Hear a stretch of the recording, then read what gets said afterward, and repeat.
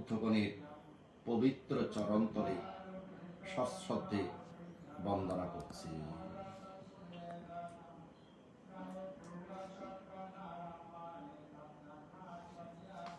বন্দনা জ্ঞাপন করছি মহাকারণিক ধর্মরাজ বুদ্ধের মুখনিসৃত নির্বাণ পদায়ী ধর্মের চরণতলে।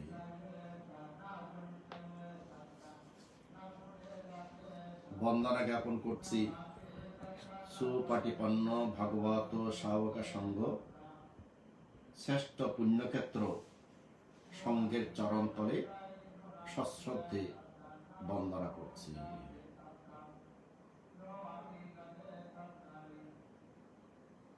বন্দনা জ্ঞাপন করছি যিনি আমার অন্তরের মধ্যে ধর্মের প্রদীপ প্রজ্বলন করেছেন, যার নিকট থেকে ধর্ম শিক্ষা গ্রহণ করে অন্তরে ধর্মের প্রদীপ প্রজ্বলন করেছি। আমার ধর্মপিতা গুরুবন্তের চরণতলে সশ্রদ্ধে বন্দনা করছি।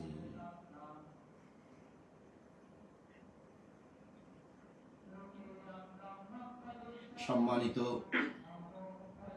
দি ওয়ার্ল্ড বৌদ্ধ শাসন সেবক সংঘ ফ্রান্সে অবস্থানরত গুরুবন্তের অত্যন্ত প্রাণপ্রিয় শিষ্য শিষ্যরা এবং যারা বিভিন্ন দূর দূরান্ত থেকে লাইভের মাধ্যমে এই ধর্মদেশনা শ্রবণ করছেন, আপনাদেরকে দান করছি আমার অতীত জন্ম জন্মান্তর সহ বর্তমান জন্মের দানময় শিলময় ভাবনাময় পুণ্যরাশি নির্বাণাচ্ছা পাচ্ছে হতো। আমার সমস্ত পুণ্যরাশি আপনাদের নির্বাণ প্রাপ্তির হেতু হোক।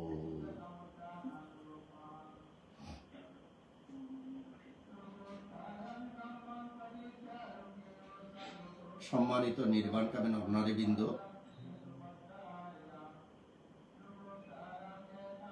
যারা দূর দূরান্ত থেকে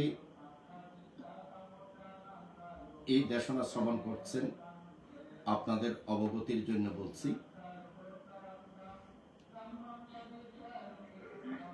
আমার ধর্মপিতা গুরুবন্তে শীল সমাধি প্রজ্ঞার গুণপ্রভাবে 329 দিন যাবৎ সুরক্ষিত রয়েছেন। কোন রকমের ওষুধ ছাড়া, কোন রকমের রাসায়নিক প্রক্রিয়া ছাড়া শুধুমাত্র গুরুবন্তের ধর্মকে ধারণ করে ধর্মের গুণপ্রভাবে সুরক্ষিত আছেন, যা বাংলাদেশ সহ অত্র অঞ্চলের মধ্যে 2563 বছরের ইতিহাসে প্রথম কোন বৌদ্ধ ভিক্ষু যার পবিত্র দেহ ধর্মের গুণপ্রভাবে সুরক্ষিত আছে। আপনারা আরো জেনে সুখী হবেন, গুরুমন্তের পবিত্র শরীর দিনকে দিন ভালো হচ্ছে, দিনকে দিন উজ্জ্বল হচ্ছে। সদাশি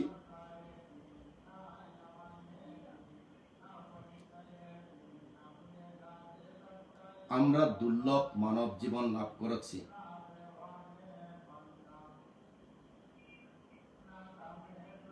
যদিও দুর্লভ মানব জীবন লাভ করেছি, যদি আপনি নিজেকে একটু চিন্তা করেন,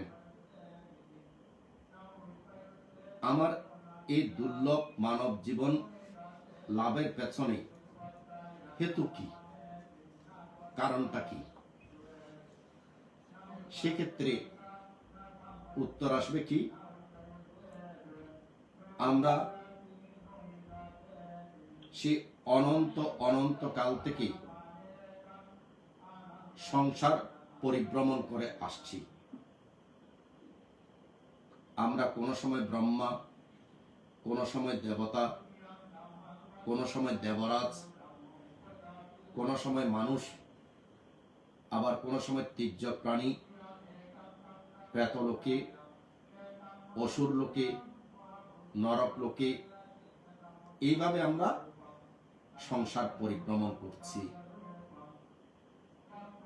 এই পরিভ্রমণ সে কবে থেকে শুরু হয়েছিল এটা কল্পনাও করা যায় না।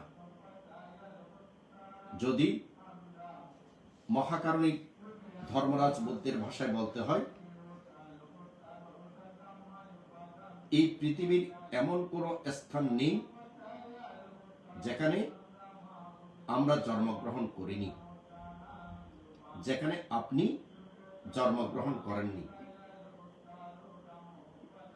এই পৃথিবীর এমন কোন স্থান নেই যেখানে আপনি মৃত্যুবরণ করেননি। এই পৃথিবীর এমন কোন স্থান নেই যেখানে আপনাকে একবার নয়, আপনাকে অনেকবার দাহ করা হয়নি। সেই কারণেই আমরা দেখতে পাই, যখন আনন্দস্তবী নির্বাপিত হতে যাচ্ছিলেন, আনন্দস্তবী চিন্তা করেছিলেন, আমি এমন জায়গায় নির্বাপিত হব যে জায়গায় অতীতে আমি মৃত্যুবরণ করিনি, সেই জায়গাতেই মৃত্যুবরণ করব, সেই জায়গাতেই আমার এই দেহকে অন্ত্যেষ্টিক্রিয়া করা হবে। পৃথিবীর সব জায়গায় দর্শন করে আনন্দস্তবী দেখলেন যে এই পৃথিবীর এমন কোনো জায়গা নেই যেখানে তিনি অতীতে মৃত্যুবরণ করেননি এবং তাকে দাহ করা হয়নি। সেই কারণেই আনন্দস্থলীর শূন্য আকাশেই তিনি নির্বাপিত হয়েছিলেন এবং ওই শূন্য আকাশেই ওনার পবিত্র শরীর অন্ত্যেষ্টিক্রিয়া হয়েছিল। সম্মানিত পুণ্যার্থীগণ, ঠিক অনুরূপভাবে সংসার পরিভ্রমণ করা কালে পৃথিবীর এমন কোন স্থান নেই যেখানে আমাদের জন্ম হয়নি, যেখানে আমাদের মৃত্যু হয়নি, যেখানে আমাদেরকে দাহ করা হয়নি বা অন্ত্যেষ্টিক্রিয়া করা হয়নি। তাহলে এই অসংখ্য জন্ম, অসংখ্য অসংখ্য জন্ম আমরা অতিক্রম করে এসেছি। অসংখ্য জন্ম অতিক্রম করে আসার পরে আমি পায়া চাক্কা ভিক্ষু, আপনি সুনীল বড়ুয়া, আপনি শিল্পী রেখা বড়ুয়া, আমরা এক একজন। এখন প্রশ্ন হচ্ছে, এই যে আমি পায়া চাক্কা ভিক্ষু, এটা কিসের হেতুতে? যদি হেতুটা যদি চিন্তা করে থাকেন তাহলে দেখবেন কি, আমাদের জন্ম জন্মান্তরের সংস্কারের কারণেই আমি পায়া চাক্কা ভিক্ষু। দেখবেন এই পৃথিবীতে 700 কোটি মানুষ আছে। 700 কোটি মানুষের মধ্যে আপনি হুবহু একেবারে একই রকমের মানুষ, একই রকমের চাল চলন, একই রকমের কথাবার্তা, একই রকমের স্বভাব চরিত্র, সেরকম মানুষ 700 কোটি মানুষের ভিতরে একজনও পাওয়া যাবে না যে একেবারে হুবহু সেরকম মিল আছে। তাহলে 700 কোটি মানুষই এক একজন ভিন্ন ভিন্ন রকম। এক একজন ভিন্ন ভিন্ন রকম কেন? এক একজন ভিন্ন ভিন্ন রকম এই কারণে, যেহেতু আমরা অতীত জন্ম জন্মান্তরে আমাদের সংস্কার যেরকম, ঠিক সেই সংস্কার অনুসারেই আমার চেহারা, আমার কথাবার্তা, আমার শরীরের রং, আমার জন্মস্থান, সব কিছু এগুলো অতীত জন্ম জন্মান্তরের সংস্কারের কারণে। এবং আপনারা প্রত্যেকে অবগত আছেন, আমরা বলে থাকি সব সময়, মানুষ যখন মৃত্যুবরণ করে, মৃত্যুর সময় সর্বশেষ যে চেতনাটা, চেতনা মানে কি? কর্ম। চেতনাং কাম্যং বদামি, চেতনাটা হচ্ছে কি? কর্ম। তাহলে সর্বশেষ যে চেতনা উৎপন্ন হবে, এই একটা মাত্র চেতনার উপর ভিত্তি করে একটা জন্ম। যেমন আমাদের রাজা অশোক অনেক অনেক অনেক কুশল কর্ম করেছিলেন। শাসনের জন্য রাজা অশোকের মতো করেছেন এরকম বৌদ্ধ শাসনে কেউ নেই। নিজের পুত্র দান, নিজের মেয়ে দান, নিজের নাতি দান, এবং আর শাসনের কাজ যেগুলো করেছেন এগুলো আপনারা কম বেশি জানেন। এত কিছু করা সত্ত্বেও সর্বশেষ মরণাসন্ন কর্মের কারণে, সর্বশেষ মরণাসন্ন কর্মটা কি ছিল? রাগচিত্ত। এই সর্বশেষ মরণাসন্ন কর্মের কারণে তিনি জন্মগ্রহণ করলেন কোথায়? তির্যকুলে। সর্প হিসাবে তিনি তির্যকুলে জন্মগ্রহণ করেছেন। সুতরাং এখন যদি বলা হয় যে আমি পাইয়া চাক্কাবিক্ষ কে, সেক্ষেত্রে আমি নিঃসন্দেহে বলতে পারবো যে আমি গত জন্মে চ্যুত হওয়ার সময়, মৃত্যুবরণ করার সময় সর্বশেষ আমার যে চেতনা ছিল সে কর্ম অনুসারে আমি জন্মগ্রহণ করেছি।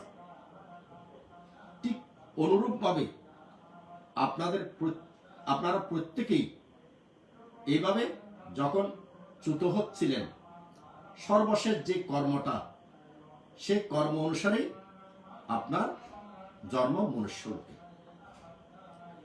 এখন ধরুন মৃত্যুর সময়, এখন আমি সর্বশেষ মরণাসন্ন কর্ম যে চেতনা, সেই চেতনা অনুসারে ধরুন আমার জন্ম হলো তির্যক লোকে। এখন তির্যক কুলে আমার জন্ম হলেও হয়তো তির্যক প্রাণী হিসাবে আমার জন্ম, কিন্তু তথাপি দেখবেন আমাদের বোধিসত্ত্বর জাতকগুলো যদি আপনারা দেখেন,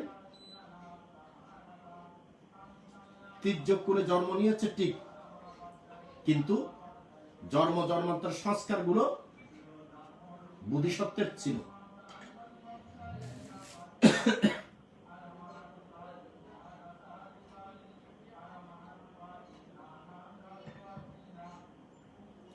জন্মান্তর সংস্কারগুলো বোধিসত্ত্বের ছিল। যেমন আমাদের বোধিসত্ত্ব জন্ম নিয়েছেন ময়ূর জনিতে। ময়ূর জনিতে জন্মগ্রহণ করলেও বোধিসত্ত্বের কিন্তু সে সংস্কারগুলো ছিল বিদায়। বোধিসত্ত্ব ময়ূর জনিতে জন্মগ্রহণ করা সত্ত্বেও 700 বছর যাবৎ তিনি কি করেছিলেন? ব্রহ্মচার্য জীবন পালন করেছিলেন। একাকী অবস্থান করে তিনি ব্রহ্মচার্য জীবন পালন করেছিলেন, এবং 700 বছর পরে যখন ব্যাধের হাতে ধরা পড়ে, তখন ব্যাধ যখন সেই আমাদের বোধিসত্ত্বকে নিয়ে যখন রাজার কাছে দিয়ে আসেন, তখন আমাদের বোধিসত্ত্ব রাজাকে উপদেশ দিয়েছিলেন, এবং উপদেশ দেওয়ার আগে কি বলেছিলেন? উপদেশ দেওয়ার আগে বলেছিলেন যে যত প্রাণীকুল আছে, যত বন্দী প্রাণী আছে, সব বন্দী প্রাণীকে মুক্ত করে দিতে হবে। তখন রাজা সব বন্দী প্রাণীকে মুক্ত করে দিয়েছিলেন। তাহলে হয়তো আপনাদের মনের মধ্যে প্রশ্ন জাগতে পারে, ময়ূর কি কথা বলতে পারে?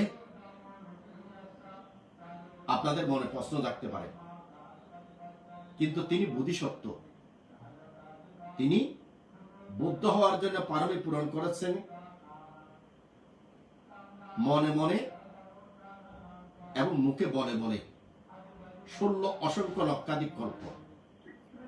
16 অসংখ্য লক্ষাধিক কল্প পারমি পূরণ করার পরে তিনি দীপঙ্কর বুদ্ধের সাক্ষাৎ লাভ করেছেন। দীপঙ্কর বুদ্ধের সাক্ষাৎ লাভ করার পরে তারপরে তিনি 4 অসংখ্য লক্ষাধিক কল্প পারমি পূরণ করেছেন। এই 4 অসংখ্য লক্ষাধিক কল্প পারমি পূরণ করতে গিয়েই তিনি ময়ূর জনিতে জন্মগ্রহণ করেছিলেন। তাও একেবারে যখন পারমি সম্ভার প্রায় পরিপূর্ণ হওয়ার পথে, যখন পারমি সম্ভার প্রায় পরিপক্ক, তখনই তিনি ময়ূর জনিতে জন্মগ্রহণ করেছিলেন। তাহলে জন্মান্তরের সেই সংস্কারের কারণে প্রাণী হওয়া সত্ত্বেও তিনি রাজাকে কি প্রদান করেছিলেন? ধর্ম দেশনা করেছিলেন। যেহেতু বোধিসত্ত্বগণের পারমি সম্ভার পুণ্য সংস্কার এত বেশি, সে কারণে আমাদের মতো সাধারণ মানুষ আসলে সেটা কল্পনা করতে পারে না। সম্মানিত পুণ্যার্থীগণ, ঠিক অনুরূপভাবে আমরা প্রত্যেকেই অতীত জন্মান্তরের পুণ্য সংস্কারে জন্মগ্রহণ করেছি, অর্থাৎ আমরা সংস্কারের বোঝা বহন করে চলেছি। এটাকে আপনি ভালো দিকে দেখলে হবে না। বোধিসত্ত্বের ক্ষেত্রে যেহেতু তিনি পারমি পূরণ করেছেন, সেহেতু ওনার ক্ষেত্রে সব পারমি সম্ভারের সংস্কার ছিল। কিন্তু আমাদের ক্ষেত্রে যে সংস্কার, সেই সংস্কারগুলো বেশিরভাগ হচ্ছে তৃষ্ণাযুক্ত সংস্কার, এবং সেই সংস্কারের বোঝা আমরা এখন বহন করে চলেছি।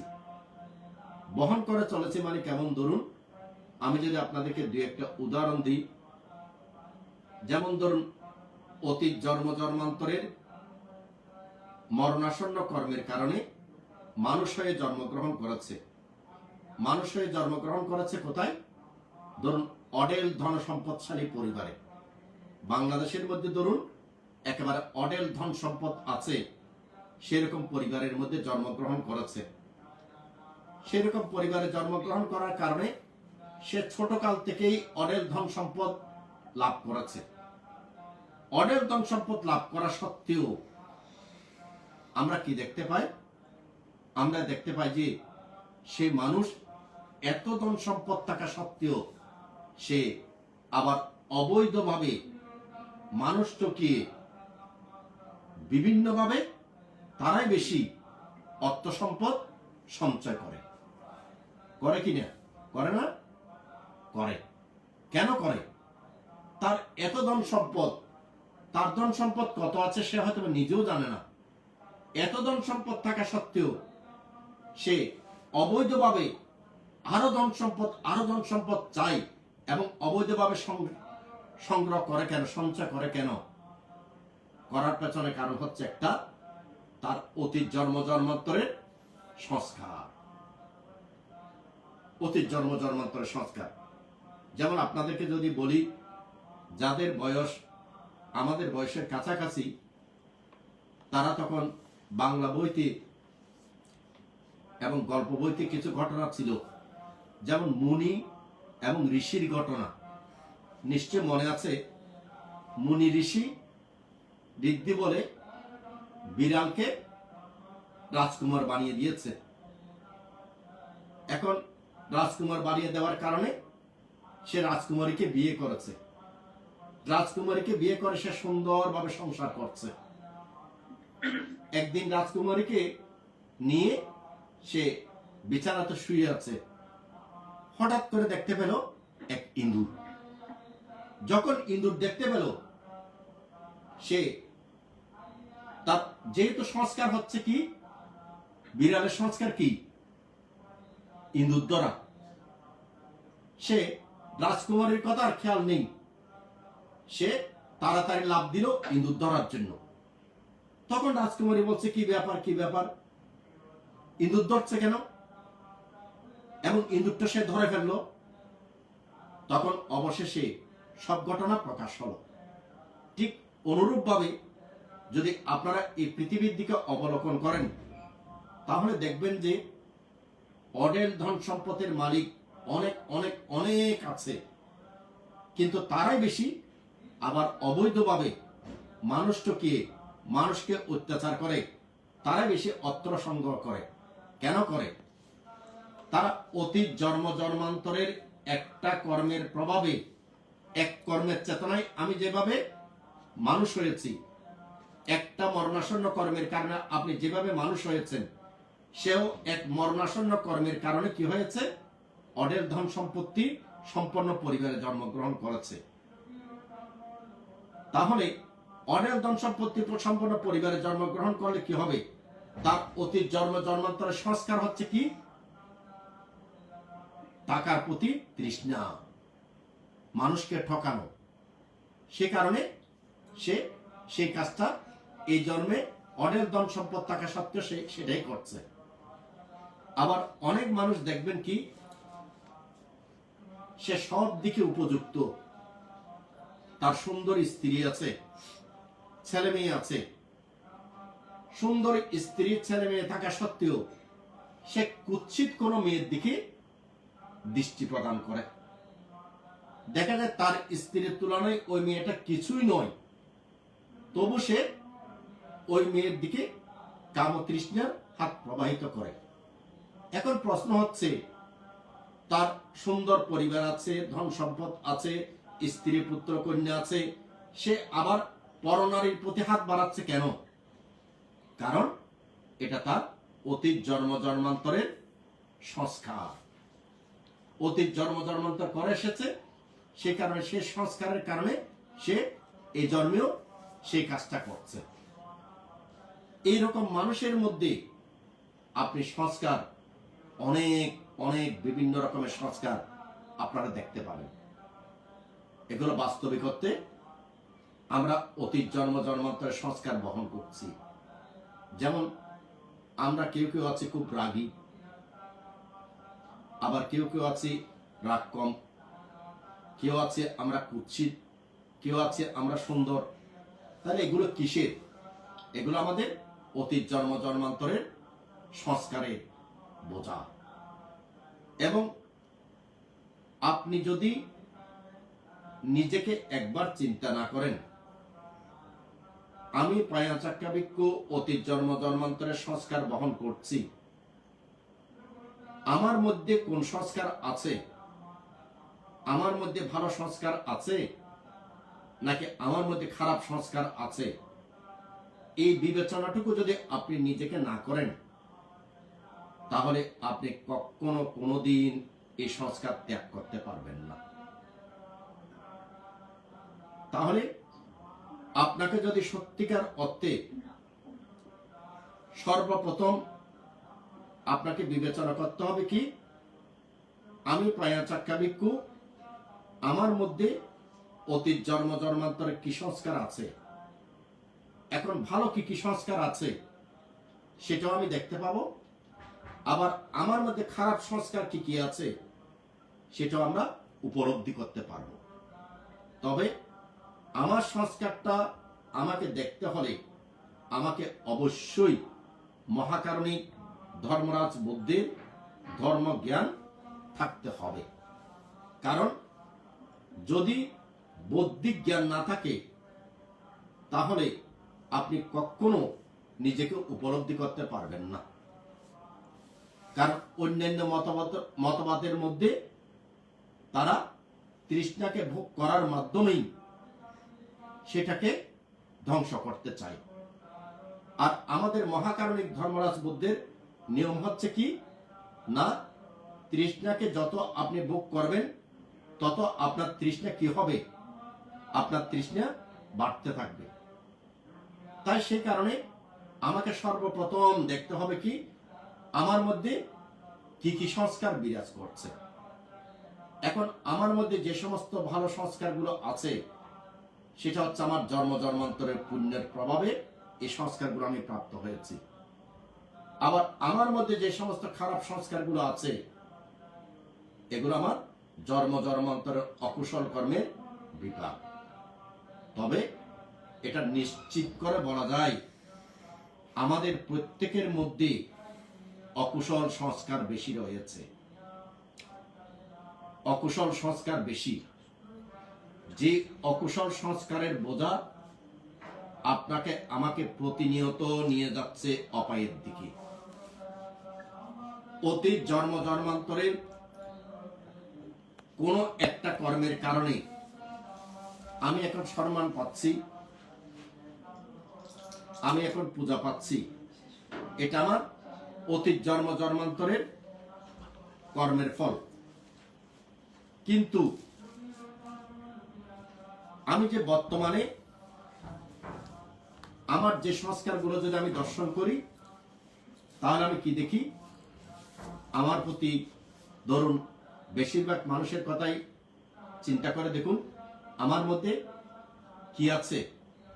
আমার মধ্যে স্ত্রী, পুত্র, কন্যা, টাকা পয়সা, ধন সম্পদ, এগুলোর প্রতি আকর্ষণ আছে, তৃষ্ণা আছে। তাহলে এই যে স্ত্রী, পুত্র, কন্যা, টাকা পয়সা, ধন সম্পদ, এই যে আকর্ষণ, এই আকর্ষণটা খারাপ সংস্কার নাকি ভালো সংস্কার? নিঃসন্দেহে এটা খারাপ সংস্কার। আপনার এই খারাপ সংস্কার আপনাকে প্রতিনিয়ত কোথায় নিয়ে যাচ্ছে? আপনাকে দিনকে দিন কিন্তু অপায়ের দিকে নিয়ে যাচ্ছে। এবং আপনার এই খারাপ সংস্কার দিনকে দিন বাড়ছে নাকি কমছে? নিশ্চিত আপনার এই খারাপ সংস্কার দিনকে দিন বৃদ্ধিপ্রাপ্ত হচ্ছে। যদি আপনি একটু চিন্তা করে দেখেন, আপনার ছেলের প্রতি, আপনার মেয়ের প্রতি, আপনার ধন সম্পত্তির প্রতি, আপনার নাম যশ খ্যাতির প্রতি আপনার তৃষ্ণাটা বাড়ছে নাকি কমছে? নিঃসন্দেহে বাড়ছে। তাহলে এই যে আমার তৃষ্ণাটা বাড়ছে, আকর্ষণটা বাড়ছে, এটা কি? এটা অতীত জন্মের সংস্কার এবং বর্তমান জন্মের। তাহলে দুইটা মিলে আমাদেরকে কোথায় নিয়ে যাচ্ছে? অপায়ের দিকে নিয়ে যাচ্ছে, দিনকে দিন অপায়ের দিকে নিয়ে যাচ্ছে।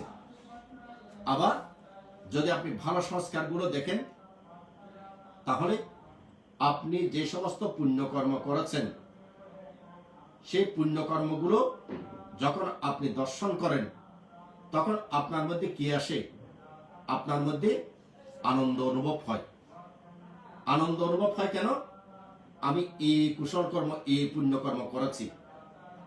এই যে আপনি এই পুণ্যকর্ম করেছেন, এই পুণ্যকর্মটা এটাও কি? এটাও পুণ্য সংস্কার। কিন্তু একটা হচ্ছে অকুশল কর্মের সংস্কার, একটা হচ্ছে পুণ্যকর্মের সংস্কার। এই পুণ্যকর্মের সংস্কারের কারণেও কিন্তু আপনার সংস্কারের বোঝা আপনার কাছে আছে, পুণ্যকর্মের সংস্কার আছে আর কি। তাহলে আপনাকে কি করতে হবে? আবারও জন্ম নিতে হবে, আবারও জন্ম নিতে হবে। পুণ্যকর্মের সংস্কার থাকলেও আপনাকে কিন্তু জন্ম ঠিক ঠিক নিতে হবে। দেখুন, আমাদের মহাকারণিক ধর্মরাজ বুদ্ধের এক শিষ্য ছিল পিলিন্দবচ্ছ 13, পিলিন্দবচ্ছ স্তবী। সে পিলিন্দবচ্ছ স্তবী দেবতাদের অত্যন্ত প্রিয়ভাজন ছিল, দেবতাদের প্রিয়। 41 জন উপাধিপ্রাপ্ত অরহতের মধ্যে একজন অরহত তিনি ভিক্ষুদেরকে একটা শব্দ ব্যবহার করতেন। তিনি ভিক্ষুদেরকে বিভিন্ন সময় যখন তিনি ডাকতেন, হে বৃষল, এই বৃষল, এভাবে তিনি ডাকতেন। এখন ভিক্ষুদেরকে যখন এই বৃষল, এই বৃষল বলতো তখন ভিক্ষুরা খুব কষ্ট পেত। একদিন ভিক্ষু সঙ্গ মহাকারণিক বুদ্ধের নিকট গেলেন, বুদ্ধের নিকট গিয়ে বুদ্ধকে বললেন, মহাকারণিক বুদ্ধ, ভান্তে আমাদেরকে বিভিন্ন সময় যখন আহ্বান করে তখন বলে যে হে বৃষল। তখন পিলিন্দবৎস স্থবিরকে বুদ্ধ জিজ্ঞাসা করলেন, তখন পিলিন্দবৎস স্থবির বললেন, হ্যাঁ মহাকারণিক বুদ্ধ, আমি তাদেরকে বিশল বলে ডাকি। এবার মহাকারণিক বুদ্ধ বুদ্ধ জ্ঞানে দেখলেন এই যে বিশল বলে ডাকছে কারণটা কি। তখন বুদ্ধ দেখলেন যে আমার পুত্র পিলিন্দবৎস স্থবির 500 জন্ম ব্রাহ্মণ ছিল। 500 জন্ম যে ব্রাহ্মণ ছিল, তারা ওই ছোট জাত যেগুলো, তাদেরকে এভাবে অবজ্ঞা সুরে হে বিশল, হে বিশল বলে। এই যে 500 জন্ম বলে এসেছে, সে সংস্কারটা অরহত হওয়ার পরও সেটা পিলিন্দবৎস স্থবিরের মধ্যে রয়েছে। তখন মহাকারণিক বুদ্ধ বুদ্ধ জ্ঞানে দেখার পরে বলল যে হে ভিক্ষুগণ, আমার পুত্র পিলিন্দবৎস স্থবির সে সর্বপ্রকারের তৃষ্ণাকে ক্ষয় করেছে। যার কোনো প্রকারের তৃষ্ণা নেই, সে কখনো কোনোদিন কাউকে অবজ্ঞা করতে পারে না, অবজ্ঞা করে তুচ্ছ তাচ্ছিল্য করে আহ্বান করতে পারে না। আমার পুত্র পিলিন্দবৎস স্থবিরের তার এটা অতীত জন্ম জন্মান্তরের সংস্কার। এই সংস্কারের কারণেই সে তোমাদেরকে কোনো অবজ্ঞা সুরে নয়, সে সংস্কারের কারণে সে বিশল বলে। আমাদের মহাকারণিক ধর্মরাজ বুদ্ধের সময়, বুদ্ধ যখন শ্রাবস্তিতে অবস্থান করছিলেন, তখন এক লোক, তিনি শ্রাবস্তির নয়, অন্য রাজ্যের, নাম ছিল চন্দ্রাবা।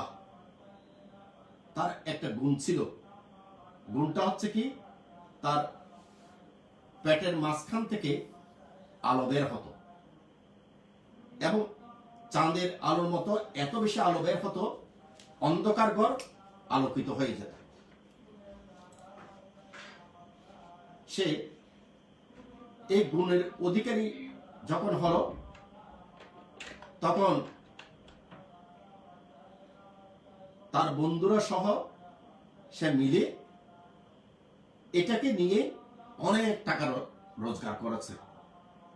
বিভিন্ন দেশে দেশে ঘুরে তারা বলতো যে যারা এই আলোতে, এই পেটের মধ্যে এই আলোতে স্পর্শ করবে, তাদেরকে এত টাকা দিতে হবে এবং তারা এভাবে অনেক পুণ্য সঞ্চয় হবে।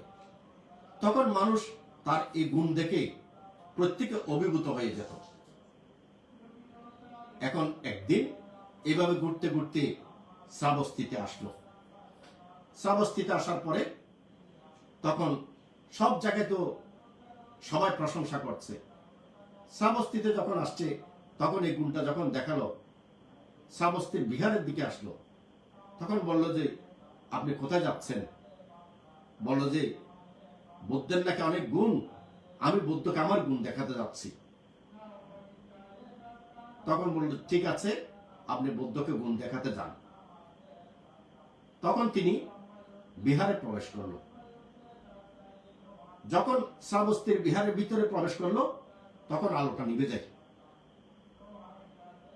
কারণ বুদ্ধের গুণ অচিন্তনীয়। বুদ্ধের গুণ প্রভাবে ওই গুণ আর দেখা যায় না। আবার যখন শ্রাবস্তির বিহার থেকে গেট থেকে বের হয়ে যায়, আবার তখন আলো বের হয়। এইভাবে কয়েকবার করলেন। কয়েকবার করার পরে এবার ওনার মনের মধ্যে সন্দেহ আসলো কি, নিশ্চয়ই গৌতম এই আলো নিবানোর মন্ত্র জানেন। তখন আমাকে এই আলো নিবানোর মন্ত্র শিখতে হবে। বুদ্ধের কাছে গেলেন, বুদ্ধকে জিজ্ঞাসা করলেন। বুদ্ধ বললেন আমি জানি তো। তখন সে লোকটা তার বন্ধুদেরকে বলল যে, বুদ্ধ বলল যে সে মন্ত্র শিখতে হলে তোমাকে প্রবজ্জিত হতে হবে। তখন তিনি রাজি হলেন। তখন তিনি রাজি হওয়ার পরে বন্ধুদেরকে বললেন যে তোমরা কিছুদিন অপেক্ষা করো, আমি যদি বুদ্ধের নিকট থেকে এই গুণটা শিখতে পারি তাহলে আমি পৃথিবীর শ্রেষ্ঠ হতে পারবো। এখন বুদ্ধ তাকে অশুভ ভাবনা করতে দিলেন এবং অশুভ ভাবনা করতে গিয়ে বুদ্ধের শিক্ষা আস্তে আস্তে যখন তিনি আচরণ করলেন তখন তিনি মার্গফলে প্রতিষ্ঠিত হলেন। মার্গফলে প্রতিষ্ঠিত হওয়ার পরে তিনি এবার বুঝতে পারলেন। এখন বুদ্ধ বললেন যে এই যে চন্দ্রমা, এটা তার অতীত জন্ম জন্মান্তর কোন সংস্কারের কারণে এটা প্রাপ্ত হয়েছে। কাশ্যপ সম্যক সম্বুদ্ধের সময় তিনি কাশ্যপ সম্যক সম্বুদ্ধের চৈত্যকে চন্দন কাঠ দিয়ে সুন্দর করে চৈত্যের মধ্যে একটা চন্দ্রের আভা তৈরি করেছিলেন। খুব শ্রদ্ধাবশত এই পুণ্যকর্মের প্রভাবে, এই সংস্কারের কারণে তিনি সেটা প্রাপ্ত হয়েছেন। সম্মানিত পুণ্যার্থীগণ, ঠিক অনুরূপভাবে আমাদের মধ্যে দেখবেন আমরা ধনী হই, গরিব হই, শিক্ষিত হই, অশিক্ষিত হই, জ্ঞানী হই, মূর্খ হই, আমাদের মধ্যে কিন্তু বিভিন্ন রকমের সংস্কার আছে। এই যে বিভিন্ন রকমের সংস্কার আছে, এই সংস্কারগুলোর কারণে কিন্তু আমাদেরকে আরো অসংখ্য অসংখ্য জন্ম এই সংস্কারের বোঝা বহন করে আমাদেরকে জন্মগ্রহণ করতে হবে। এবং এই সংস্কারের বোঝা ত্যাগ করার উপযুক্ত সময় হচ্ছে বুদ্ধ শাসন। বুদ্ধ শাসন যদি না থাকে, এই সংস্কারের বোঝা কখনো কোনো সময় ত্যাগ করা সম্ভব নয়। কোনো সময় ত্যাগ করা সম্ভব নয়। একমাত্র বুদ্ধ শাসন থাকলেই আপনি এই সংস্কারের বোঝা ত্যাগ করে, সংস্কারের বোঝা ত্যাগ করলে আপনি কি হবেন? সংস্কারের বোঝা ত্যাগ করলে কি আপনার জন্ম হবে? আর জন্ম হবে না, আর কোনো জন্ম হবে না। সংস্কারের বোঝা ত্যাগ করলে আপনার কি আর কোনো দুঃখ থাকবে? দুঃখ থাকবে না। এখানে সংস্কারের মধ্যে আমি আগে উল্লেখ করেছি কুশল সংস্কার, অকুশল সংস্কার। এবং আমাদের মধ্যে বেশিরভাগ কিন্তু তৃষ্ণাযুক্ত সংস্কার। এমনকি আমরা কুশল কর্ম সম্পাদন করি, কুশল কর্ম সম্পাদনের মধ্যেও কিন্তু আমাদের তৃষ্ণা থেকে যায়। ধরুন আমি একটা ক্যাং বানাচ্ছি, এখন ক্যাং বানাচ্ছি, সুন্দর ক্যাং তৈরি হলো, আমি মনে করলাম কি এটা আমার ক্যাং। যখন আমি মনে করলাম যে এটা আমার ক্যাং, তাহলে কি থেকে গেল? এখানে আমি আমার চলে আসলো, অর্থাৎ তৃষ্ণা চলে আসলো। যেহেতু তৃষ্ণা চলে আসছে, সেহেতু কুশল কর্ম হওয়া সত্ত্বেও দেখা যায় কি অনেক বৌদ্ধ ভিক্ষু এই নিজের তৈরি ক্যাঙের প্রতি তৃষ্ণান্বিত হয়ে আবার সেখানে তিনি প্রেত হয়ে অবস্থান করেন। এরকম কিন্তু অনেক ঘটনা আছে, অনেক ঘটনা আছে। যেমন বুদ্ধের সময় আপনারা জানেন সামান্য চিবরের প্রতি অনেক ভালো ভিক্ষু শিষ্য, কিন্তু বনের দেয়া চিবর, সে চিবরের প্রতি আকর্ষণের কারণে কি হয়ে জন্ম নিয়েছিল? সে চিবরের পোকা হয়ে জন্মগ্রহণ করেছিল। তাহলে ঠিক অনুরূপভাবে আমরা অনেকেই পুণ্যকর্ম করি, কিন্তু পুণ্যকর্ম করতে গেলেও সেখানে তৃষ্ণাযুক্ত পুণ্যকর্ম যদি হয়, তাহলে সেই পুণ্যকর্ম কিন্তু আপনাকে অপায়ের দিকে বেশি টানবে। তাহলে আমাদেরকে এই সংস্কারের বোঝা ত্যাগ করতে হবে। যদি সংস্কারের বোঝা ত্যাগ করতে হয়, তাহলে আপনাকে কি করতে হবে? সর্বপ্রথম আপনাকে জানতে হবে যে আমি অতীত জন্ম জন্মান্তরের সংস্কারের কারণেই আমার এই জন্ম, আমার এই স্বভাব। আমার সবকিছু অতীত জন্ম জন্মান্তরের সংস্কারের কারণেই। এবং আমার এই সংস্কারগুলো যদি থেকে যায়, আমাকে আবার জন্ম নিতে হবে। আমার এই কুশল সংস্কার থাকলে আমি দেবলোকে ব্রহ্মলোকে জন্ম নেব। আমার যদি অকুশল সংস্কার থাকে, তাহলে আমাকে অপায়ে জন্মগ্রহণ করতে হবে। আমার যদি তৃষ্ণাযুক্ত সংস্কার থাকে, এই তৃষ্ণাযুক্ত সংস্কারের কারণে আমাকে অপায়ে জন্মগ্রহণ করতে হবে। এইভাবে যদি আপনার ভিতরে কি কি সংস্কার আছে, আপনি নিজে প্রথমেই দর্শন করুন। যতক্ষণ পর্যন্ত আপনি নিজের সংস্কারগুলোকে নিজে দর্শন করবেন না, ততক্ষণ পর্যন্ত আপনার মধ্যে লোভ, দেশ, মোহ, হিংসা, অহংকার, মান, অভিমান এগুলো যাবে না, বরং এগুলো বাড়বে। যখন আপনি নিজেকে নিজে বসে চিন্তা করবেন যে আমার মধ্যে এই খারাপ সংস্কারগুলো আছে, এই খারাপ সংস্কারগুলোর কারণে আমার রাগ, এই সংস্কারগুলোর কারণে আমার অহংকার, এই সংস্কারগুলোর কারণেই আমি নাম যশ খ্যাতির পেছনে ছুটছি, এই সংস্কারগুলোর কারণেই আমি মানুষকে নিন্দা করি, আবার ভালো সংস্কারের কারণে আমি মানুষকে প্রশংসা করি। ভালো সংস্কারও আছে, যেমন আমাদের মহাকারণিক বুদ্ধ বোধিসত্ত্ব জন্মের মধ্যে এক জন্মে তিনি মানুষকে দেখলেই তিনি প্রশংসা করতেন। প্রশংসা করতেন কিভাবে? তার গুণকে দেখে তিনি বলতেন, আপনার এরকম এরকম পারমি আছে, ভালো পারমি আছে, এভাবে তিনি প্রশংসা করতেন। এবং মানুষকে এভাবে প্রশংসা করতেন বলেই মানুষেরা মনে করত কি তিনি পাগল।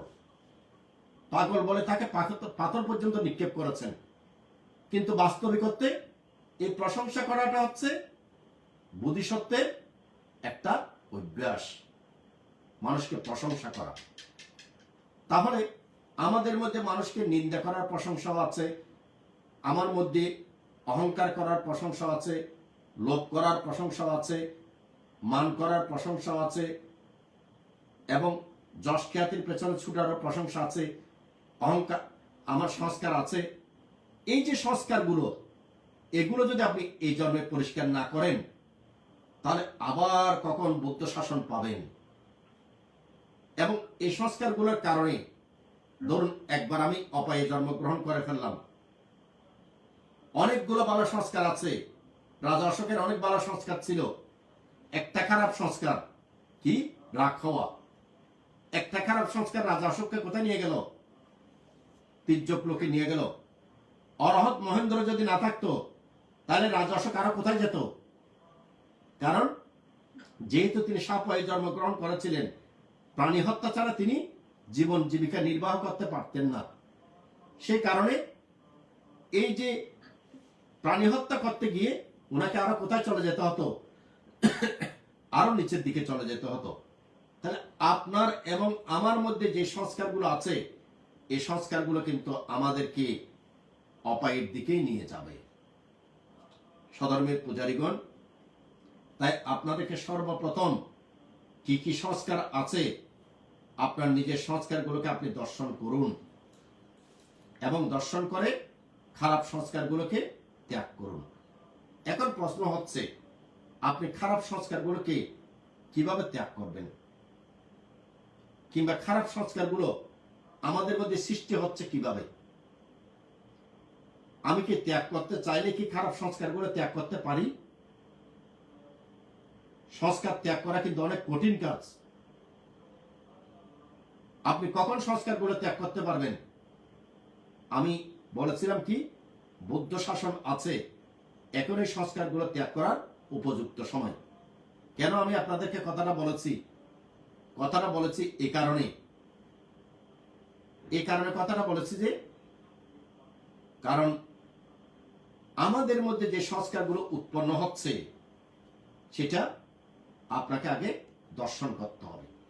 কিভাবে উৎপন্ন হচ্ছে একটু দেখুন। আমাদের মধ্যে রয়েছে চক্ষু, কর্ণ, জিহ্বা, নাসিকা, ত্বক, মন, এ সরায়তন।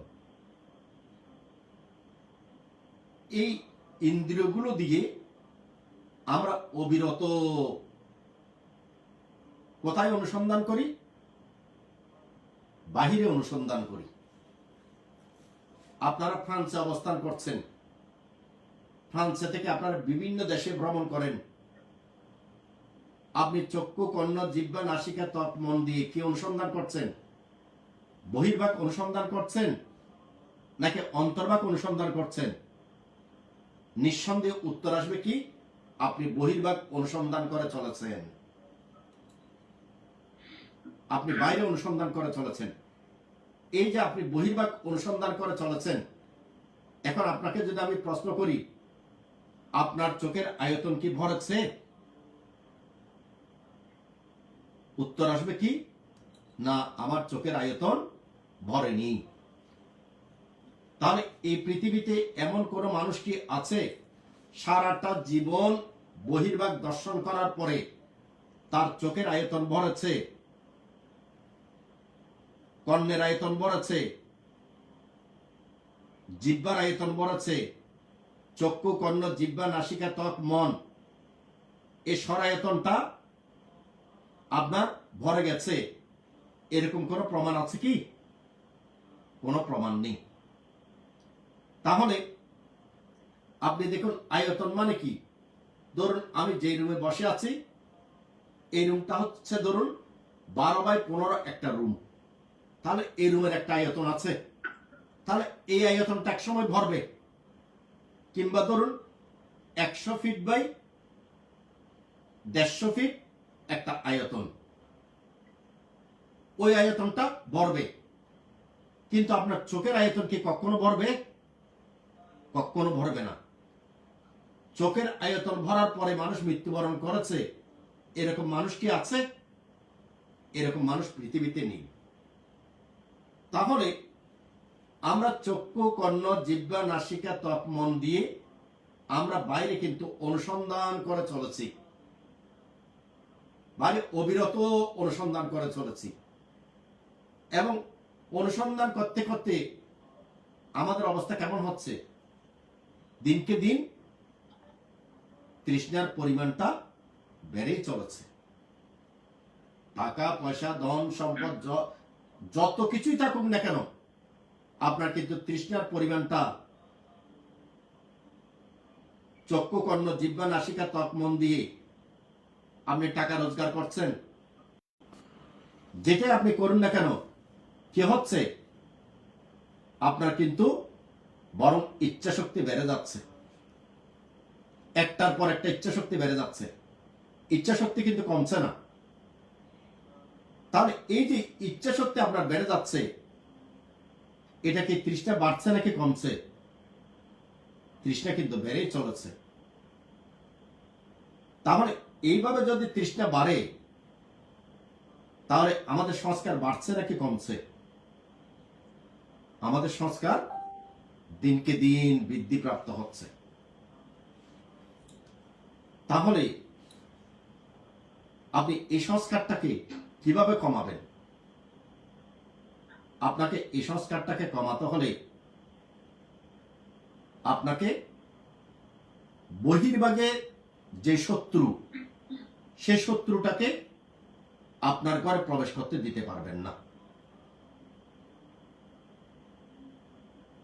চক্ষু, কর্ণ, জিহ্বা, নাসিকা, ত্বক, মন দিয়ে আপনি বহির্ভাগের কোন শত্রুকে আপনার ভিতরে আপনি প্রবেশ করতে দিতে পারবেন না।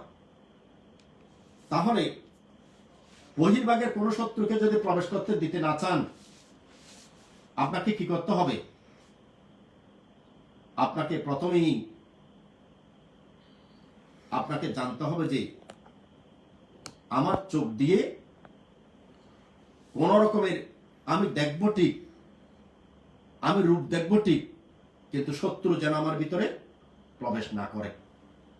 আমি কান দিয়ে শুনবো ঠিক, কিন্তু শত্রু যেন আমার শরীরে, আমার মনের ভিতরে প্রবেশ না করে। যেমন শত্রু কিভাবে প্রবেশ করছে? ধরুন আমাকে কেউ গালি দিল, এখন আমি গালিটা শুনলাম, শোনার পরে আমার মনের মধ্যে কি উৎপন্ন হলো? আমার মনের মধ্যে রাগ চিত্ত উৎপন্ন হলো। তাহলে রাগ চিত্তটা উৎপন্ন হলো কেন? শব্দটা শুনেছি, শব্দটা কি বহির্ভাগের নাকি অন্তর্ভাগের? বহির্ভাগের। বহির্ভাগের শব্দটা আমি শুনেছি। বহির্ভাগের শব্দটা শোনার ফলে আমার বাইরের শত্রু প্রবেশ করে আমার ভিতরের মধ্যে কি সৃষ্টি করে দিয়েছে? রাগ সৃষ্টি করে দিয়েছে। এখন ধরুন আপনি বাইরে বের হলেন, আপনাদের সঙ্গে একসঙ্গে ফ্রান্সে গেছে আপনার বন্ধু, তার একটা সুন্দর বাড়ি দেখলেন। বাড়ি দেখার পরে আপনার মনের মধ্যে আসলো যে ও, আমি তো তার বন্ধু, তার একসঙ্গে এসেছি, সে একটা বাড়ি করে ফেলেছে, আমি একটা বাড়ি করতে পারিনি। তাহলে আপনি তার বাড়িটা দেখলেন, কি দিয়ে দেখলেন? চোখ দিয়ে দেখলেন। বাড়িটা বহির্ভাগে নাকি অন্তর্ভাগে? বাড়িটা বহির্ভাগে। দেখার পরে, আপনার চোখ দিয়ে দেখার পরে আপনার অন্তরের মধ্যে আসলো কি? আমি বাড়ি করতে পারিনি, আমাকে একটা বাড়ি করতে হবে। এই যে আমাকে একটা বাড়ি করতে হবে, এই চেতনাটা আপনার উৎপন্ন হলো। এখন আপনি যেভাবে হোক একটা বাড়ি করতে চান। তাহলে বাড়ি করতে চান, অসুবিধা নেই, কিন্তু শত্রুটা প্রবেশ করেছে কোন দিক দিয়ে? বহির্ভাগ থেকে। দেখার পরে তারপর আপনার ভিতরে শত্রুটা প্রবেশ করেছে। এইভাবে ঠিক চক্ষু, কর্ণ, জিহ্বা, নাসিকা, ত্বক, মন দিয়ে অবিরত আমাদের ভিতরে শত্রু প্রবেশ করছে। এই যে শত্রু প্রবেশ করছে, এক্ষেত্রে আপনি যতদিন পর্যন্ত সচেতন হবেন না, ততদিন পর্যন্ত কিন্তু শত্রু প্রবেশ করবে। আর শত্রু প্রবেশ করলে আপনার সংস্কার বাড়তেই থাকবে। এবার আসুন, বহির্ভাগকে আপনি সারাটা জীবন দর্শন করেছেন, এবার আপনি অন্তর্ভাগটাকে একটু দর্শন করুন। মহাকারণিক বুদ্ধ বলেছেন, বহির্ভাগ দর্শনের মাধ্যমে শুধু নিজের সংস্কার বাড়বেই, একমাত্র সে সংস্কারকে ধ্বংস করতে হলে আপনাকে আপনার অন্তর্ভাগে আপনার পরিবারের সদস্যকে আপনাকে চিনতে হবে। এখন আপনি চিন্তা করলেন, বুদ্ধ বলেছেন আমাকে দর্শন করতে হবে। ঠিক আছে, আপনি নিজে একটা জায়গায় বসলেন, বসার পরে আপনি মাথা থেকে একেবারে পায়ের তলা পর্যন্ত বারবার আপনি নিজেকে দর্শন করলেন। আপনি কোন অবস্থাতেই চক্ষু, কর্ণ, জিহ্বা, নাসিকা, ত্বক, মন দিয়ে বহির্ভাগে আপনি যাচ্ছেন না। বহির্ভাগটাকে বন্ধ করে ফেলেছেন। আপনি শুধু নিজের শরীরের ভিতরে নিজেকে আপনি বারবার করে দর্শন করছেন। এখন নিজেকে বারবার করে দর্শন করতে গিয়ে এক পর্যায়ে আপনি দেখলেন কি, আপনার ঘরের মধ্যে আপন মানুষ আছে, যাকে আপনি কোনোদিন খবর নেননি। আপনার ঘরের মানুষের খবর কোনোদিন নেননি। ঘরের মানুষটা হচ্ছে কে? আপনি শ্বাস টানছেন, শ্বাস ফেলছেন। আপনি পুরো শরীরের মধ্যে ঘরের মানুষটাকে পাবেন কি? শ্বাস টানছেন, শ্বাস ফেলছেন। এখন শ্বাস টানছেন, শ্বাস ফেলছেন, সেই ঘরের মানুষকে আপনি চিনলেন। চিনার পরে আপনি সিদ্ধান্ত নিলেন কি, না, এবার আমি ঘরের মানুষের সঙ্গে বসবাস করব।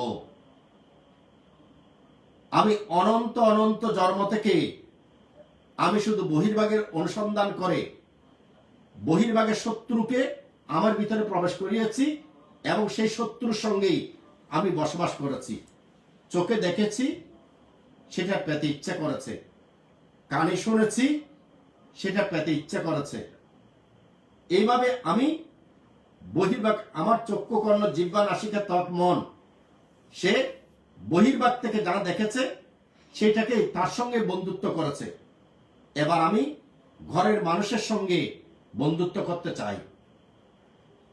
ঘরের মানুষের সঙ্গে বন্ধুত্ব করতে গিয়ে আপনি কি করলেন, একেবারে বহির্বাগ দর্শনটা বন্ধ করে দিলেন।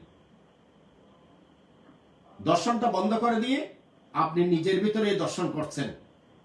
যখন নিজের ভিতরে দর্শন করছেন, তখন কিন্তু বহির্ভাগের শত্রু তারা কিন্তু আপনাকে আক্রমণ করবে। কেন? আপনি জন্ম জন্মান্তর থেকে সেই শত্রুকে বন্ধু মনে করে আপন বানিয়ে রেখেছেন, যে সে কারণে যখন আপনি নিজের ঘরের মানুষটাকে শক্তিশালী করতে চাইবেন, ঘরের মানুষের সঙ্গে বসবাস করতে চাইবেন, তখন সে কি করবে? ওইখানে আপনাকে আক্রমণ করবে, আক্রমণ করে বহির্ভাগের দিকে নিয়ে যেতে চাইবে। যদি বহির্ভাগের দিকে চলে যান, তাহলে কিন্তু আপনার ঘরের মানুষ দুর্বল হয়ে যাচ্ছে। আপনি বুদ্ধের শিক্ষা অনুসারে আপনি ঘরের মানুষটাকে দিনকে দিন শক্তিশালী করছেন, দিনকে দিন শক্তিশালী করতে করতে এক পর্যায়ে আপনার চিত্ত কি হয়ে গেল? সমাধিস্থ হয়ে গেল। এক পর্যায়ে আপনার চিত্তটা আর বাইরে যাচ্ছে না, মনটা আপনার ওই শুধু শ্বাস টানছি, শ্বাস ফেলছি, এটাই আপনার ঘরের মানুষ। এখন আপনি আর টাকা পয়সা, ধন সম্পদ, গাড়ি বাড়ি, স্ত্রী পুত্র কন্যা, এগুলো তার আপনি আর আনন্দ পাচ্ছেন না। আপনি আনন্দ পাচ্ছেন কি? একাকী বসে থেকে শ্বাস টানছি, শ্বাস ফেলছি, সমাধিস্থ হয়ে আপনি সুখ পাচ্ছেন। সমাধিস্থ হয়ে আপনি সুখ পাচ্ছেন। এখন সমাধি লাভ করলেন। মহাকারণিক বুদ্ধ বলেছেন যে না, সমাধি নয়, সমাধির মাধ্যমে আপনার সংস্কারগুলোকে আপনি পরিপূর্ণভাবে, যে সংস্কারের বোঝা বহন করে চলেছেন, সেই সংস্কারগুলোকে আপনি ত্যাগ করতে পারবেন না। সমাধির মাধ্যমে আপনি ব্রহ্মলোকে জন্মগ্রহণ করতে পারবেন, কিন্তু জন্মগ্রহণ করলেও আপনার সংস্কারগুলো থেকে যাবে। এবার আপনার যে সংস্কারগুলো, এই সংস্কারগুলো ত্যাগ করার জন্য আপনি বুদ্ধের শিক্ষা অনুযায়ী এবার যখন প্রজ্ঞাত দ্বীপে পা বাড়ালেন, প্রজ্ঞাত দ্বীপে দিকে পা বাড়াতে গিয়ে আপনি দর্শন করলেন কি? আমরা এতদিন পর্যন্ত জানি কি? আমি পায়া চাক্কা ভিক্ষু। আমরা জানি কি? আমি সুনীল বড়ুয়া, আমি শিল্পী রেখা বড়ুয়া। আপনি জানেন এটা।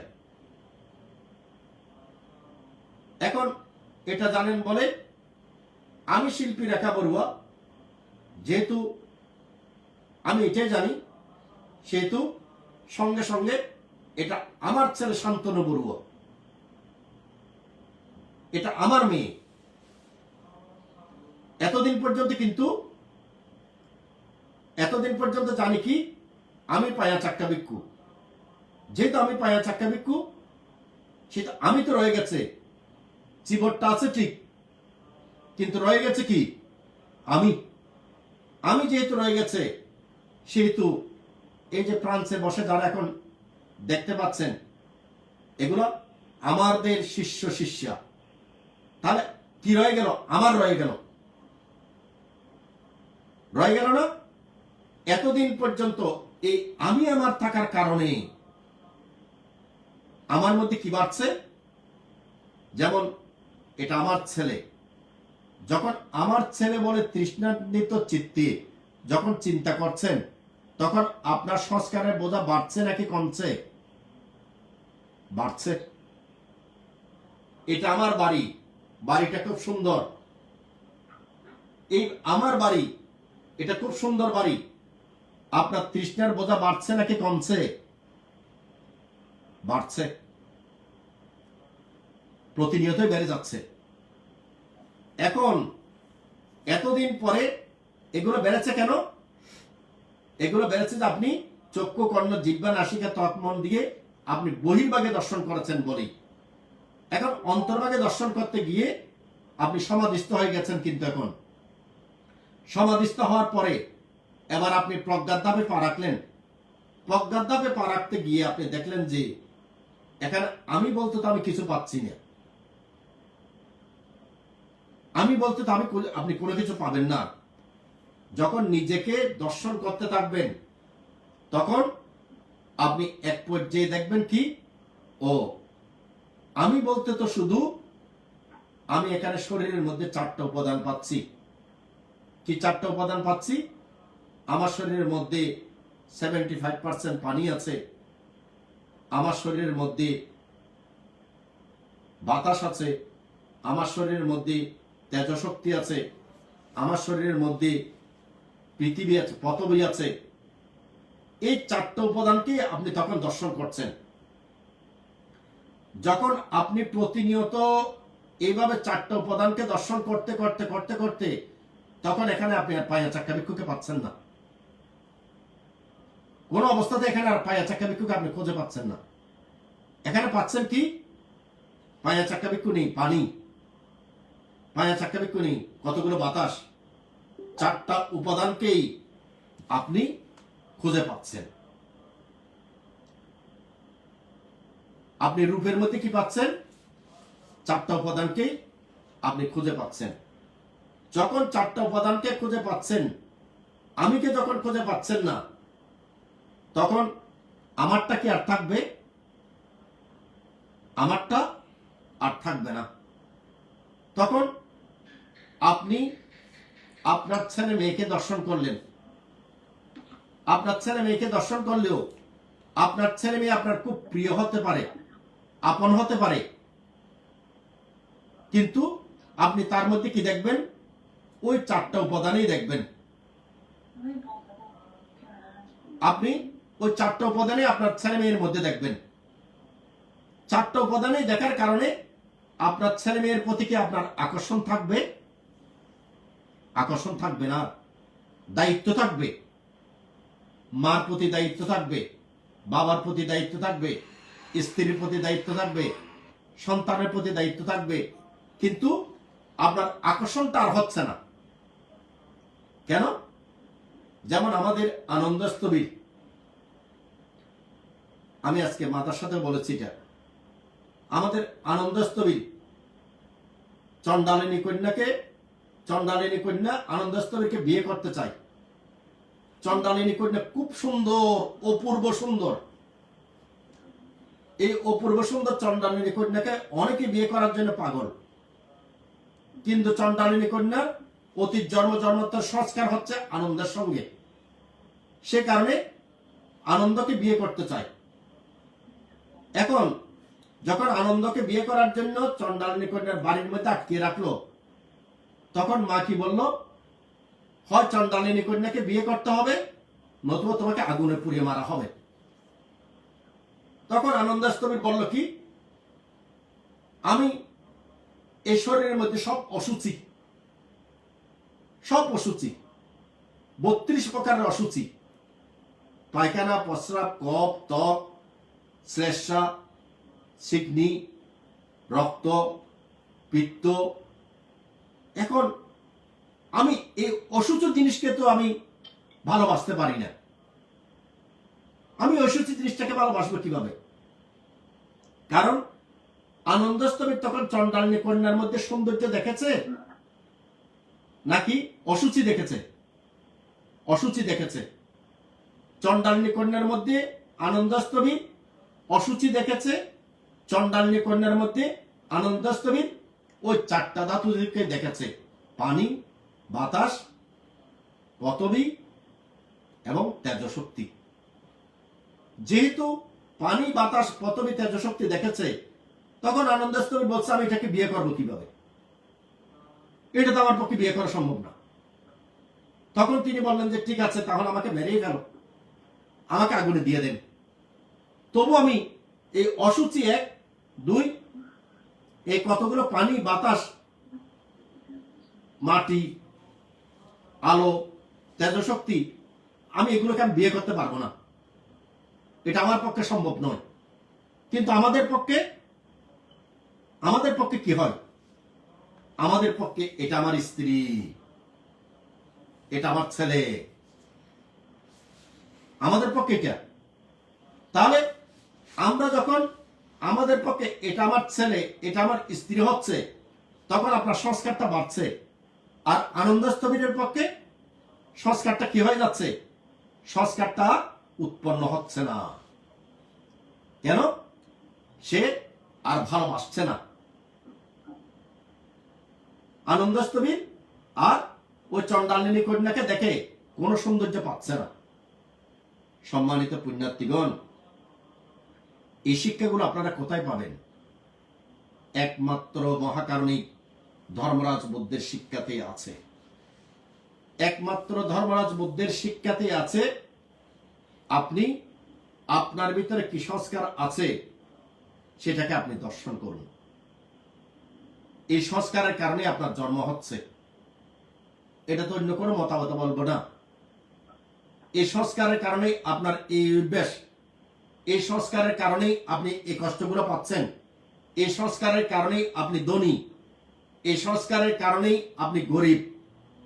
আমি অতীত জন্ম জন্মান্তরের একটা সংস্কারের কারণে এই জন্মের মধ্যে অনেক নাম যশ খ্যাতি পেলাম, ধরুন এটা আমার এক জন্মের সংস্কার। কিন্তু আমার অতীত জন্ম জন্মান্তরের কোটি সংস্কার তো রয়ে গেছে, যে সংস্কারের কারণে আমি কোথায় জন্ম নেব? গরিব হয়ে জন্ম নেব। এরকম আপনার আমার অনেক সংস্কার রয়ে গেছে না? তাহলে এই জন্মের মধ্যে আমার ধন সম্পদ টাকা পয়সা আছে, এই জন্মের মধ্যে আমি নাম যশ খ্যাতি প্রতিপত্তি আছে, এই জন্মের মধ্যে আমি পূজা পাচ্ছি। এটাকে চিন্তা করে যদি আপনি দিন অতিবাহিত করেন, তাহলে মানব জীবন ব্যর্থ। বরং আপনাকে দর্শন করতে হবে কি, আপনাকে বুঝতে হবে কি, আমি অতীত জন্মের একটা চেতনার কারণে, একটা সংস্কারের কারণে আমি এই জন্মের মধ্যে এই পূজা পাচ্ছি। যেমন আমাদের আনন্দস্থবিরের এক জন্ম হচ্ছে রোজা। সেই রোজার বাবা যখন ভুল পথে পা রাখলেন, তখন রোজা বাবাকে ভুল থেকে সংশোধন করার জন্য গেলেন। তখন ভুল থেকে সংশোধন করার জন্য যখন গেলেন, তখন রোজার বাবা বলল যে আমাদের সেনাপতি সে অতীত জন্মের মধ্যে, গত জন্মের মধ্যে এত খারাপ কাজ করেছে, আর এই জন্মের মধ্যে সেনাপতি। আর এই রাজ্যের সবচেয়ে যে গরিব, সে গত জন্মের মধ্যে এত পুণ্যকর্ম করেছে, আর এই জন্মের মধ্যে সে গরিব।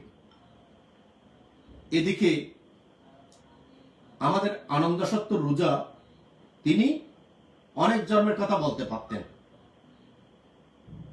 তিনি কয়েক জন্ম দেখলেন, কয়েক জন্ম দেখে বললেন যে বাবা নয়, সেনাপতি 5 জন্ম আগে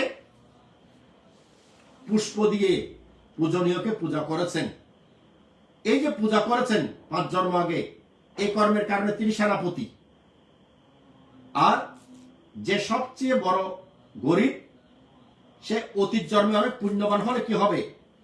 5 জন্ম আগে একজন পুণ্যবান ব্যক্তিকে সে অবজ্ঞা করেছে। এই কর্মের বিপাকে সে এই জন্মের মধ্যে গরিব।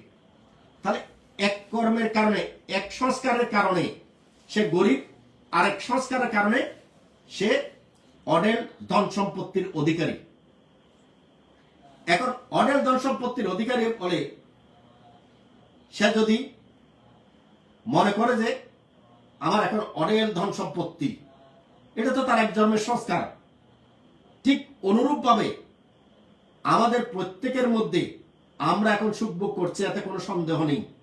কিন্তু মনে রাখবেন, আপনার লক্ষ কোটি সংস্কার অপেক্ষা করে আছে, যে সংস্কারের কারণে আপনাকে আবার হয়তোবা রাস্তার দ্বারে জন্ম নিতে হতে পারে, আপনাকে হয়তোবা তির্যকুলে জন্ম নিতে হতে পারে, সেই সংস্কারের কারণে আপনাকে হয়তোবা প্রেতলোকে জন্ম নিতে হতে পারে, সেই সংস্কারের কারণে হয়তোবা আপনাকে আরো খারাপ জায়গায় জন্মগ্রহণ করতে হতে পারে। তাহলে সেই সংস্কারের বোঝাগুলোকে প্রথমে ত্যাগ করার চেষ্টা করুন। যদি সেই সংস্কারের বোঝাগুলোকে ত্যাগ করতে পারেন, এটা হচ্ছে সর্ব উত্তম। এখন যদি মনে করেন যে না,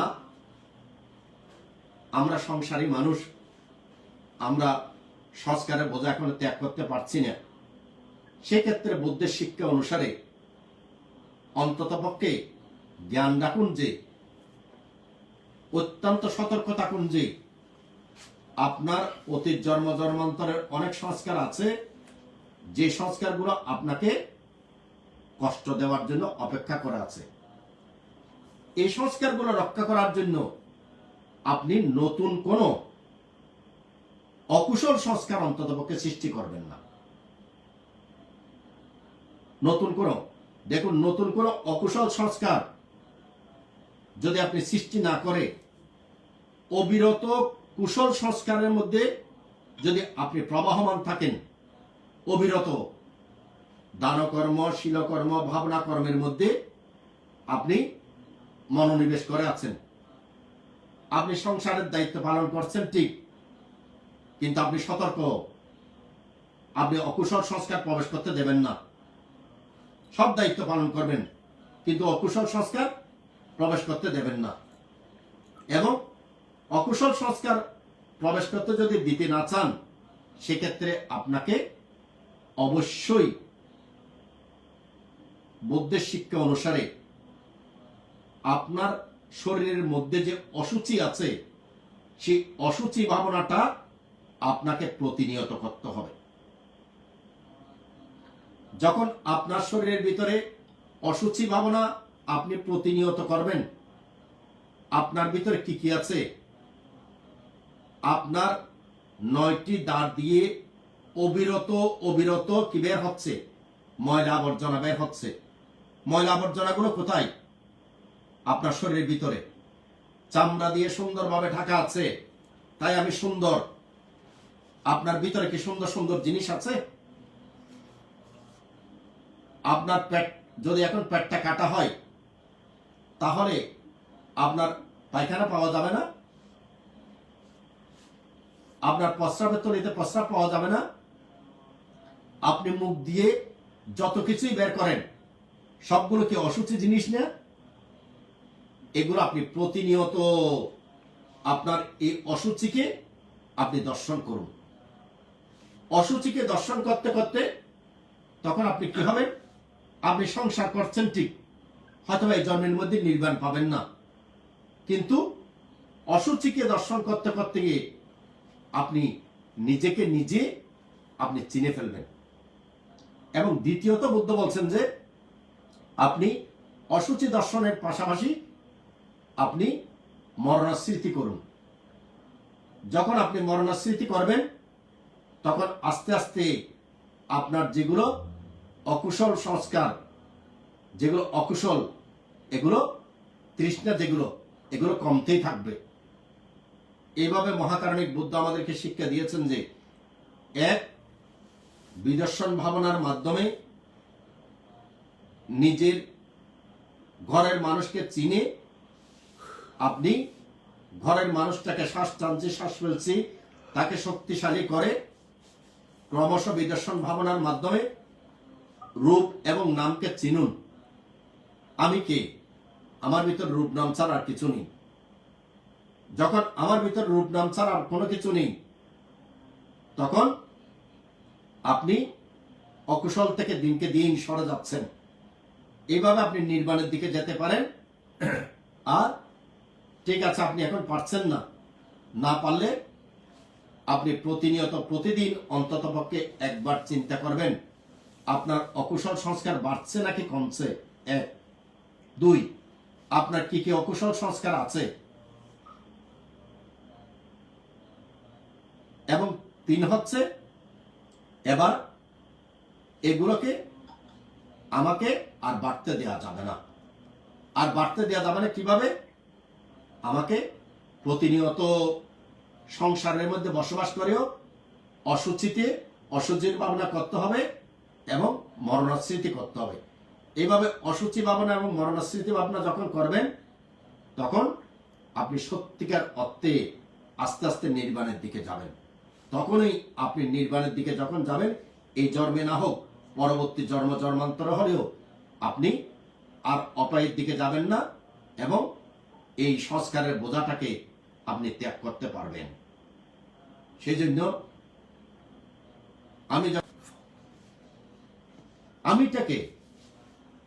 আমি পায়া চাক্কা বেকু এখানে আমিটাকে, তখন আমি চিন্তা করি যা কতগুলো লোভ, দেশ, মোহ, হিংসা, অহংকার, মান, অভিমান, এগুলো হচ্ছে আমি। লোভ, দেশ, মোহ, হিংসা, অহংকার, কামচেতনা, মান, অভিমান, এই রিপুগুলোই হচ্ছে কে? আমি পায়া চাক্কা বেকু। যদি আমার ভিতরে এই রিপুগুলো না থাকে তাহলে আমি কি হই? অরহত। অরহত মানে কি? সকল রিপুকে যিনি দমন করে ফেলেছেন, সকল রিপুকে যিনি বর্জন করে ফেলেছেন, তিনি কি? অরহত। তাহলে আমি কে? যেহেতু আমি অরহত নই, সেহেতু আমিটা হচ্ছি লোভ, দেশ, মোহ, হিংসা, অহংকার, কামচেতনা, মান, অভিমান, অতীত জন্ম জন্মান্তরের সেই সঞ্জীভূত পুঞ্জীভূত এই লোভ, দেশ, মোহ, হিংসা, অহংকার, কামচেতনা, মান, অভিমান হচ্ছে আমি পায়া চাক্কা বেকু। ঠিক আপনি নিজেকেও চিন্তা করুন যে আপনি কে। যদি আপনি মনে করেন যে আমি সুনীল বাবু, তাহলে সর্বনাশ, তাহলে আর ত্যাগ করতে পারবেন না। যদি মনে করেন যে আমি সুনীল বাবু নই, আমিটা হচ্ছি লোভ, দেশ, মোহ, হিংসা, অহংকার, কামচেতনা, মান, অভিমানের জন্ম জন্মান্তরের পুঞ্জীভূত এই উপাদানই হচ্ছে, এই রিপুগুলোই হচ্ছে আমি সুনীল বাবু। তখন আপনি নিজেকে ভালোবাসবেন নাকি নিজেকে ত্যাগ করার চেষ্টা করবেন? নিশ্চিত নিজেকে ত্যাগ করার চেষ্টা করবেন। তখন সেই সংস্কারের বোঝা ত্যাগ করার চেষ্টা করবেন নাকি রাখার চেষ্টা করবেন? নিশ্চিত সেই সংস্কারের বোঝাকে ত্যাগ করার চেষ্টা করবেন। আপনারা প্রত্যেকেই এভাবে সংস্কারের বোঝাকে ত্যাগ করার আগে চেষ্টা করুন এবং ত্যাগ করতে পারবেন। যেহেতু আমরা গুরুবান্তের শিষ্য, গুরুবান্তে যেভাবে লোভ, দেশ, মোহ, হিংসা, অহংকার, কামচেতনা, মান, অভিমানকে তিনি 30টি বছর বর্জন করে সেখানে তিনি স্থাপন করেছিলেন কি? বুদ্ধ ধর্ম সংঘকে। লোভ, দেশ, মোহ, হিংসা, অহংকার, কামচেতনা, মান, অভিমান এগুলোকে ত্যাগ করে দিয়ে তিনি স্থাপন করেছেন বুদ্ধ ধর্ম সংঘকে। যেহেতু অন্তরের মধ্যে তিনি 30টি বছর বুদ্ধ ধর্ম সংঘকে স্থাপন করেছেন, সেহেতু বুদ্ধের গুণ প্রভাবে তিনি 329 দিন সুরক্ষিত। তার গুরুবান্তের সে শিষ্য হিসাবে আমরা কেন লোভ, দেশ, মোহ, হিংসা, অহংকার, কামচেতনা, মান, অভিমান সেই বোঝাগুলোকে আমরা কেন বহন করব? আমরা তো গুরুবান্তের শিষ্য, আমরা এগুলো বহন করতে চাই না। এই বলে এগুলোকে বর্জন করার চেষ্টা করুন। এগুলোকে ভালোবাসবেন না এবং বর্জন করার চেষ্টা করলেই আপনারা বর্জন করতে পারবেন। আমি আশা করি আপনারা বর্জন করতে সক্ষম হবেন। এই বলেই আমার ক্ষুদ্র দেশনা শেষ করছি এবং আপনাদেরকে ফ্রান্সে অবস্থানরত সকল শিষ্য শিষ্যা এবং লাইভের মাধ্যমে যারা দূর দূরান্ত থেকে এই দেশনা শ্রবণ করেছেন, আপনাদের সকলকে আমি আমার সমস্ত পুণ্যরাশি দান করে এখানেই শেষ করলাম।